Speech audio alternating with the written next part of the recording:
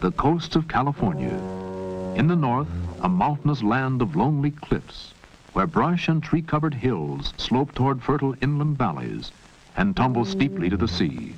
Here, cold air rises from the chilled waters flowing southward from Alaska, creating seasonal dense fogs that wrap the region in mystery. Reaching with silent white fingers through gaps in the hills, the fog pours like drifting smoke over highways.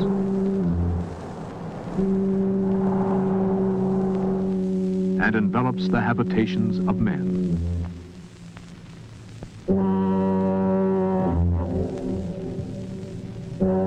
Swirling above the tide-ripped waters of the Golden Gate, the fog swallows the great bridge. The wild cries of seabirds are stilled, and the only sound is the endless bleat of the foghorns, warning ships of a rocky shore. Eerie in its gray-white beauty, gleaming like snow in the sun, the fogs have tempered the climate of this land, conditioned its development, and perhaps even affected the character and vigor of its people. Here, beside the largest natural harbor in Western America, a city was built.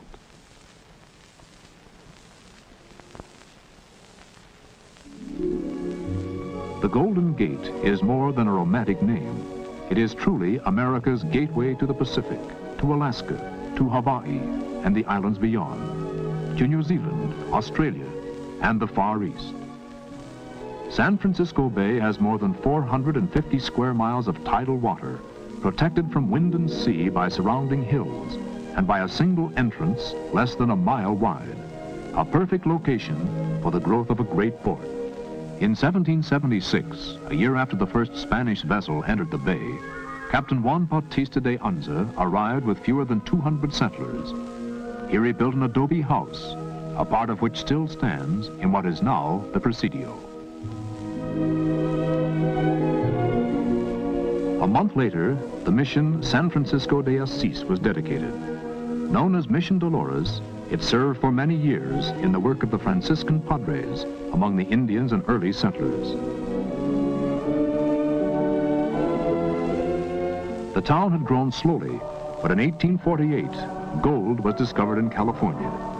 The gold rush started a mass movement of people westward, and San Francisco became the Mecca, not only for fortune hunters, but for merchants and other substantial citizens.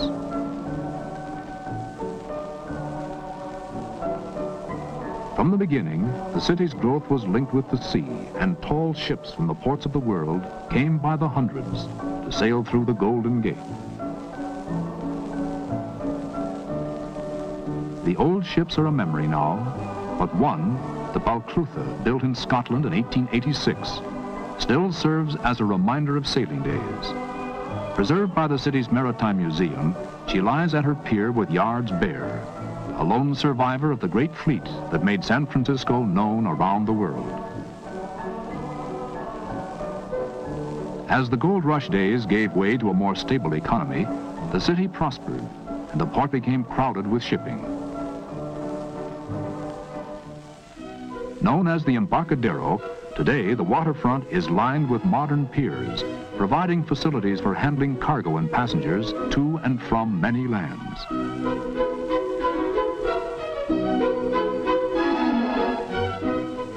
In a region given largely to cattle raising, food was scarce and expensive in the early days. To meet this need, a fishing industry was soon established.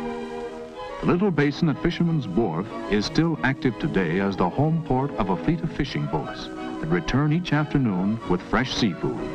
Salmon, herring, sole, and halibut are among the many varieties taken in the deep waters off the coast.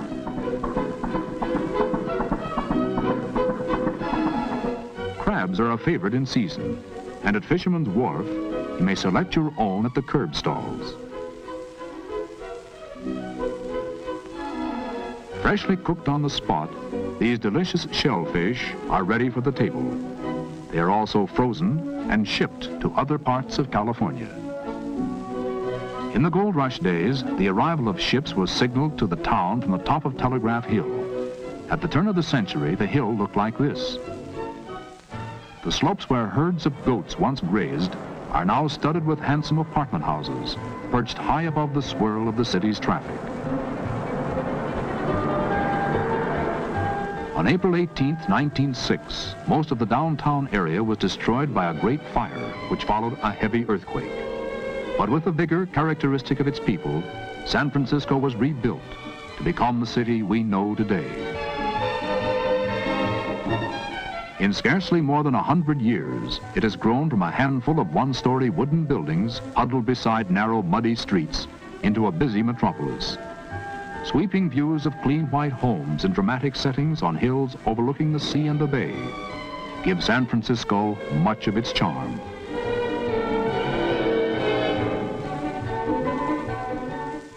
As the city grew, its residential architecture took distinctive forms, and in older sections, blocks of apartments like these are still common. Entrances, cornices, and the caps of columns were often elaborate.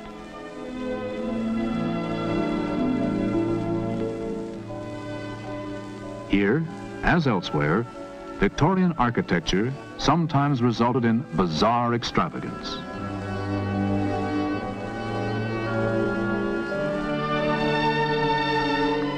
But there was elegance, too, in beautiful doorways, carved window frames, and discreetly closed shutters. Today, the old mansions seem to stare from their many windows at the passing traffic, like ghosts of the days that are gone. Like many Mediterranean towns, shaded byways and quiet streets reach up the hillsides, making European visitors feel at home in this American city. Hills like these are a challenge to pedestrian and motorist alike. Across town, steep Lombard Street twists down the side of Russian Hill like a writhing snake.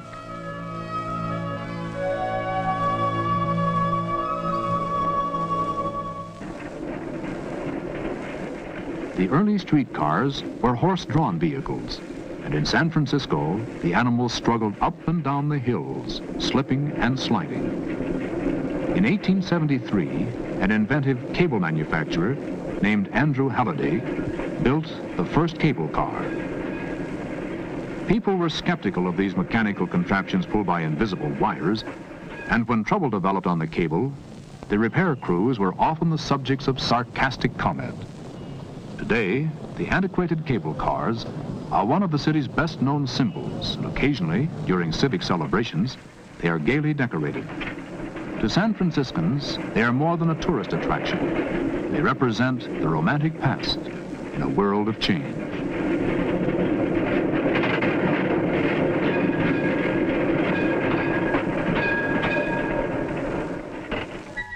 The people of San Francisco dress well, walk briskly, and their friendliness, as much as the charm of their city, causes visitors to return again and again. Many remain to call San Francisco their home. The famous corner flower stalls add a splash of color to the busy streets. In former days, Union Square was the heart of the city. It is still the center of the downtown shopping area. Here, people come to meet their friends, to read, or to sew, or just to rest in the sun.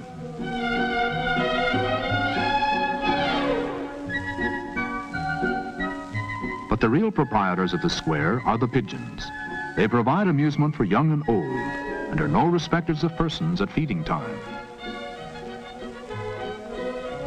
In nearby Maiden Lane, models pose in the latest creations for the fashion magazines. San Francisco is a style center, and women come here from many other communities to shop. Of the world's cities, aside from Hong Kong and Singapore, San Francisco boasts the largest Chinese community outside of China itself. Once a district of crowded tenements overlooking a maze of narrow streets and back alleys, Chinatown was largely destroyed by the great earthquake and fire. it was rebuilt by the Chinese people themselves to become a mecca for tourists and a source of pride to the city. It is not only a place of exotic bazaars, fascinating shop windows, and strange restaurants. It is a community of hard-working citizens who have added substantially to the commercial importance of San Francisco. The Chinese first came here, like others, to seek their fortunes in the California gold camps. Later, until immigration was restricted, thousands came to labor in the building of the Western railroads. Their descendants, importers, merchants, bankers, Chinese Americans, have contributed in large degree to the cosmopolitan flavor of this city, which they call home. Probably no other group has influenced the development of an old world atmosphere in San Francisco as much as the Italians, who've adhered strongly to their native traditions. Centuries-old skills are followed closely in the preparation of foods. Small family-owned and operated factories produce the ingredients for Italian dishes. These products are used not only in their homes and fine restaurants, but are exported to other cities as well.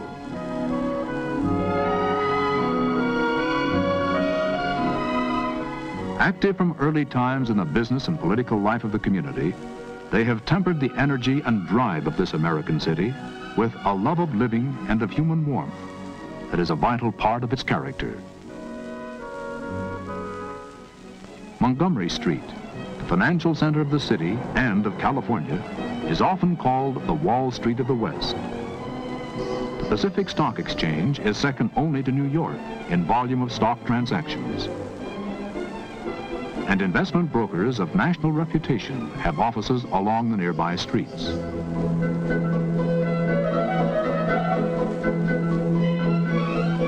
Old office buildings have given way to modern architecture, and the business vitality of San Francisco in recent years has brought radical changes to the city's skyline.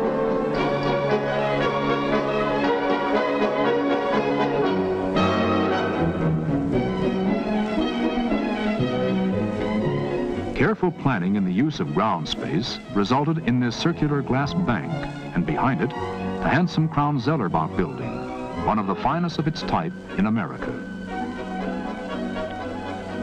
New apartment buildings tower on the city's hills, providing increased housing facilities with magnificent views of the bay. Beside them, the old houses stand in timid contrast, as if wondering when they too must give way to progress. One of the most spectacular creations in the blossoming new architecture in San Francisco is the skyscraper addition to the Fairmont Hotel on the crest of Nob Hill. An outside elevator, blending with the face of the building, lifts visitors high above the city, unfolding a view of the downtown streets, the Embarcadero and its ships, the bay, and the great San Francisco-Oakland Bay Bridge, connecting San Francisco with Oakland, Berkeley, and other East Bay communities, and beyond, the hills.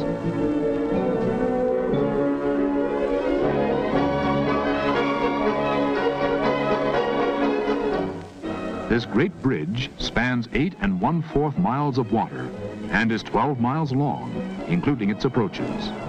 More than 200,000 persons cross the bridge each day by automobile and bus. The expanded building program and planning for the future is possible because of San Francisco's varied commerce. By rail and truck, the products of industry and agriculture flow into the city. Its shipping and allied industries, built around San Francisco Bay, add to the city's importance as a center of trade. Spices from the Indies, coffee from Brazil and Colombia, teas from Ceylon are processed and packed in San Francisco.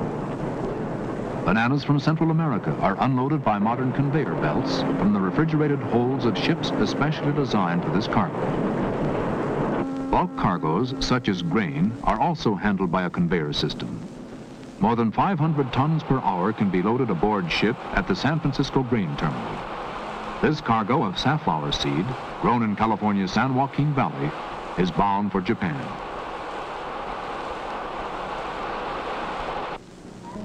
To meet increasing foreign competition, American shipping companies have developed a more rapid method of loading and unloading cargo. Salt-resistant aluminum alloy containers are carried in the holds and on the decks of ships. They are automatically loaded and unloaded by a specially designed crane that provides swift handling of cargo with minimum use of manpower. Many of these containers are electrically refrigerated for the shipment of perishable cargoes.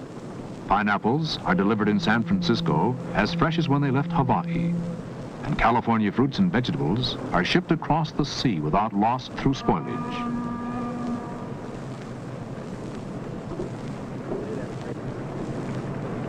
In the container yard, giant straddle carriers move over the containers, lift them from the trailer, and stack them in position. Here they await the trucks that will haul them to their destination.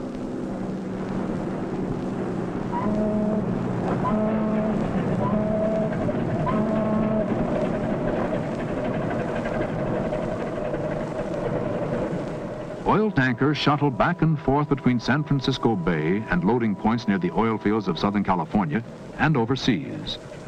Crude oil is pumped from ship to shore at the refinery, and refined petroleum products are reloaded for shipment up and down the coast and to foreign markets. The United States Navy contributes substantially to the economy of the port and the city. In addition to naval personnel, thousands of civilians are employed at the Hunters Point Naval Shipyard, where vessels of many types are built, serviced, overhauled, and repaired. The tugboats are the workhorses of the bay. On the move day and night, these powerful little vessels are essential to the coming and going of ships in any port. Their skippers must know the waters of the bay, its tides and its currents, for upon their skill depends the safe arrival and departure of ships in all kinds of weather. Familiar with every vessel for which San Francisco is a port of call, the tug greets an old friend, a freighter inbound from the Orient. Depending upon weather conditions, several tugs are sometimes needed to assist a large ship, like this passenger liner, from her pier.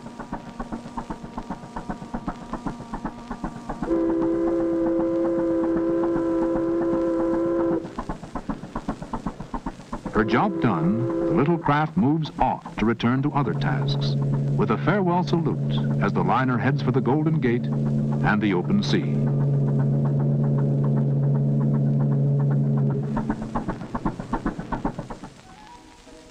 Its commerce, its port, has brought a high standard of living to the people of San Francisco.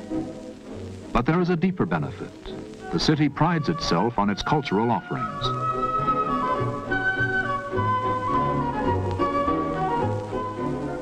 The enjoyment of its museums, its floral gardens, and its beautiful parks, such as world-famed Golden Gate Park, is almost a way of life for its citizens.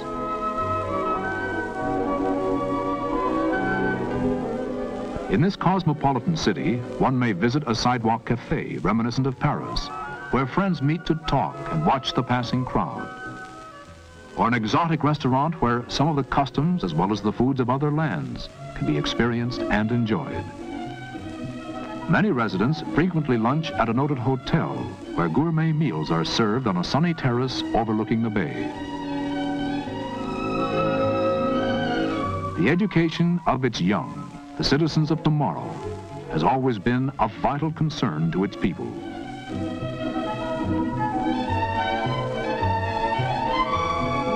The years have brought many changes to San Francisco. In little more than a century, it has grown from a frontier town into a mature metropolis, an impressive achievement.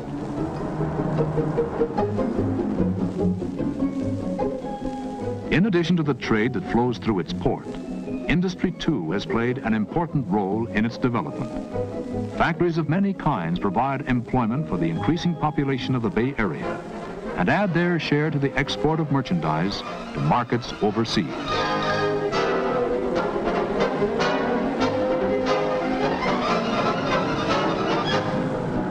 The air age has added to the international atmosphere of San Francisco, by bringing a constant flow of travelers from the far corners of the globe. Freight planes fly thousands of tons of cargo to and from the Bay Area. And day and night, huge jetliners roar into the sky, drawing cities and distant lands ever closer together. But San Francisco, from its hills, will always look to the sea and the ships that gave it birth and nourished its growth.